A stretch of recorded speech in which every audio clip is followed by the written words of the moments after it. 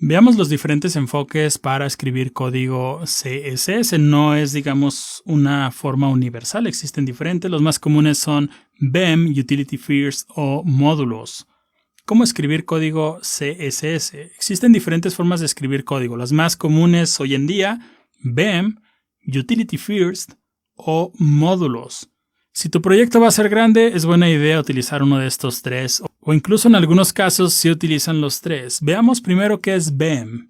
BEM significa bloques, elementos y modificadores. Básicamente tu código CSS tendría un bloque que lo defines con una clase, digamos, principal, y vas describiendo cada uno de los elementos que vas teniendo. Por ejemplo, un card es ese diseño en el cual tienes como una imagen y después un título, muy común en los sitios de noticias. Entonces, el bloque sería el card, después un elemento sería el título, y nota la sintaxis con ese doble guión bajo.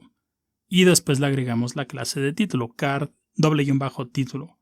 Le agregas otra clase para la imagen con card, doble guión imagen.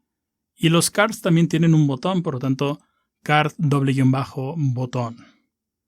Eso sirve para lo que vienen siendo los elementos, mientras que el bloque principal tendría una sintaxis que describa qué elemento es. Sin embargo, los botones, por ejemplo, cuando te colocas sobre un botón, cambian de color de fondo, ¿no?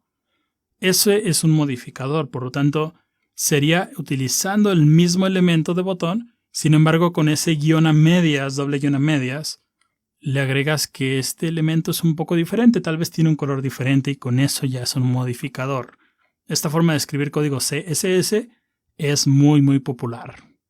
Veamos otro que se conoce como Utility First. Básicamente, creas clases con una sola propiedad que describe qué es lo que haría. Por ejemplo, si quieres centrar el texto, creas una clase llamada TextCenter y dentro lo que viene siendo el código CSS para centrar ese texto. Si quieres cambiar o quieres tener una paleta de colores, tendrías muchas clases, siendo por ejemplo color-red 100, una sola propiedad que definiría una paleta de colores en el cual el 100 es, digamos, el más intenso o el menos intenso. Eso lo definirías tú. También si le quieres colocar un color de fondo, le puedes poner background-blue 200 con ciertas intensidades.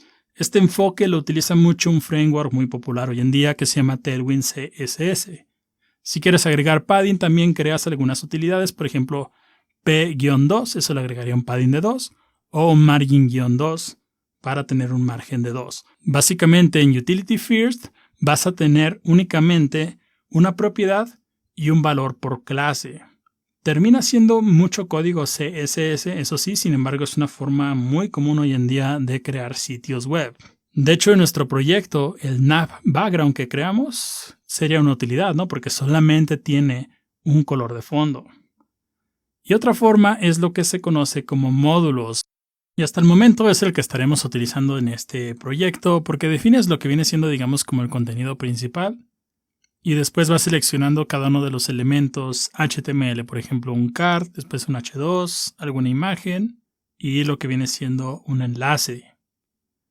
Entonces defines como una clase padre y vas seleccionando todas las etiquetas del código HTML. Algo importante es que estaremos creando proyectos con cada uno de estos enfoques, al menos lo que es módulos y BEM, porque estaremos adoptando Utility First en cada uno de ellos, porque algo muy importante es que es posible utilizar más de uno de estos en un mismo proyecto. De hecho, Bootstrap, que es un framework muy popular, tiene módulos, pero también tiene utilidades. Tailwind solamente tiene utilidades, entonces dependiendo de los frameworks o dependiendo del proyecto se puede utilizar más de uno. Vamos de vuelta al código. Ya de vuelta en el código puedes ver que estamos seleccionando una clase que nosotros definimos, nos apoyamos en esa clase en navegación principal y después seleccionamos los elementos. Por lo tanto, este proyecto estará utilizando módulos, pero también nota cómo tenemos definida una clase con una propiedad únicamente, así que serán módulos y utilidades. En el siguiente video vamos a finalizar ahora sí nuestra barra de navegación, así que continuamos en el siguiente video.